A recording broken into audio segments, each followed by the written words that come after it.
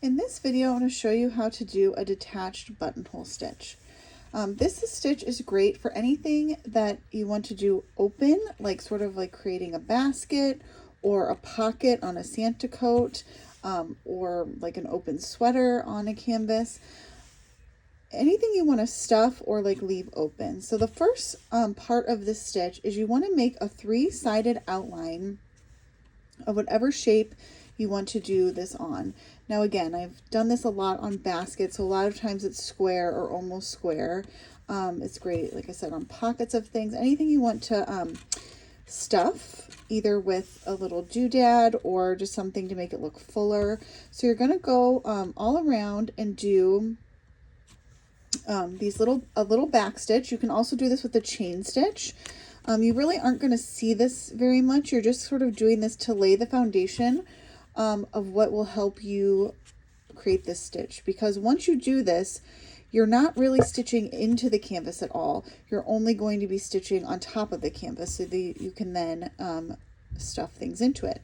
Now you can see too, I am creating a three-sided border where the opening is on the bottom. If this was on my canvas, I would obviously want the opening at the top to be a basket or pocket. So you're essentially doing this upside down on your canvas. So once I have this little border stitched, I will show you what we're going to do next here. So I have the little border stitched with the back stitches.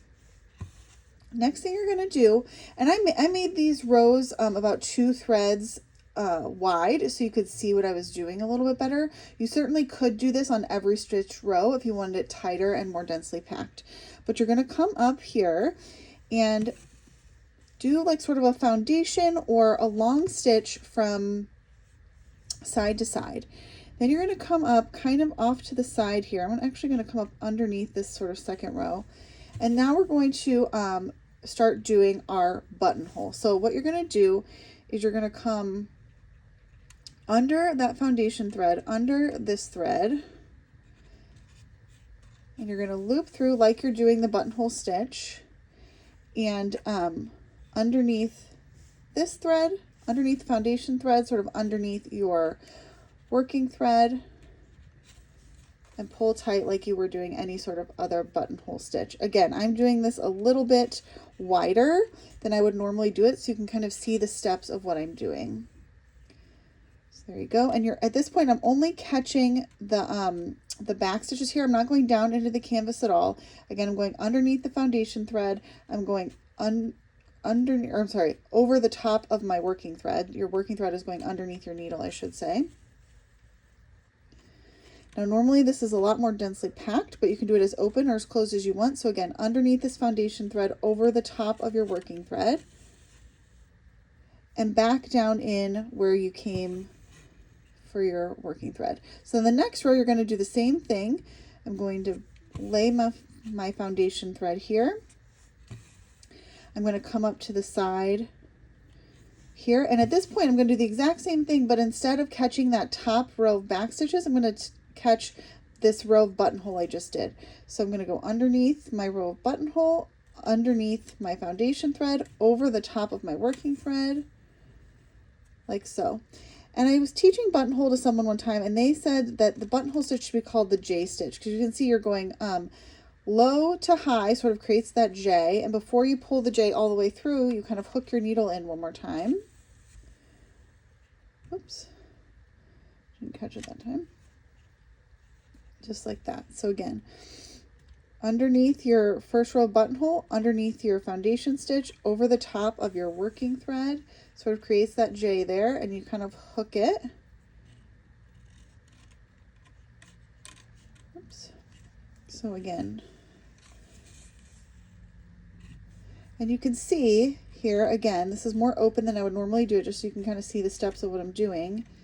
It sort of creates this layer by layer, almost like basket or woven effect. And when you do this much more densely, you aren't going to see these open holes. Now, sometimes you might want to do these big open holes, like for instance, if you're doing like a fishing net, you might want to do it this open so you could kind of see through the loops and sort of create that fishing net look. So again, going to come back up the side, go in underneath the top row of that buttonhole, go underneath my foundation thread, over the top of my working thread,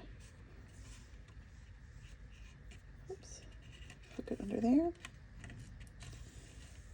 and pull. So again,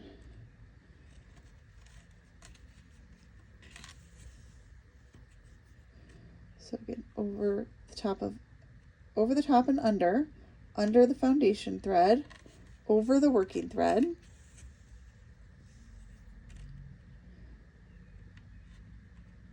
I'm going to keep doing these steps until I've stitched this entire row, and then repeat. So I'm going to do one more stitch here.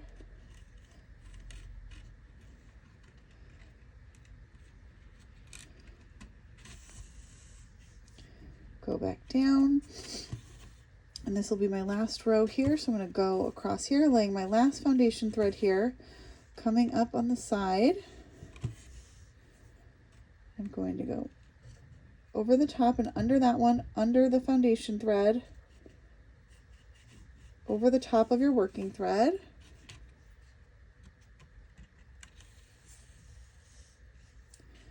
Again, I'm going to go over here, under that last row, under this foundation thread, over the top of this working thread.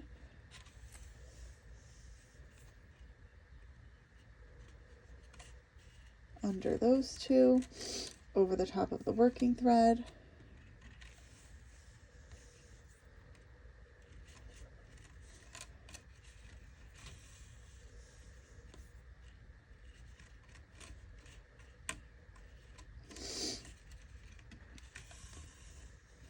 And then back down.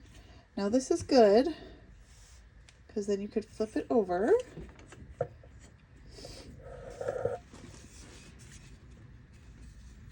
And now you could put something in this pocket, like your needle or a doodad or anything of the sort. Now I'm going to do a little tighter pack so you can see how it looks when you don't have so much open space here.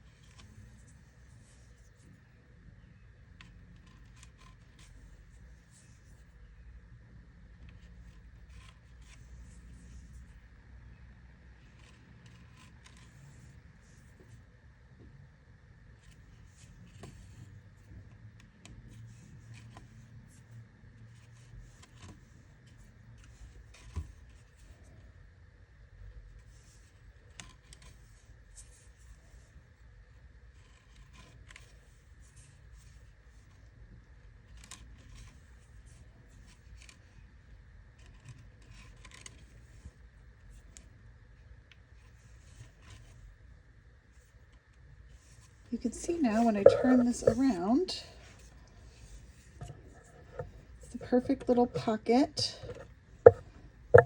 to hold an embellishment, or you can even stuff it with a little polyfill to make it look like a full basket or flower. So you see, hold my little nutcracker there, or again, the smaller pocket's a little tighter, but can hold them as well.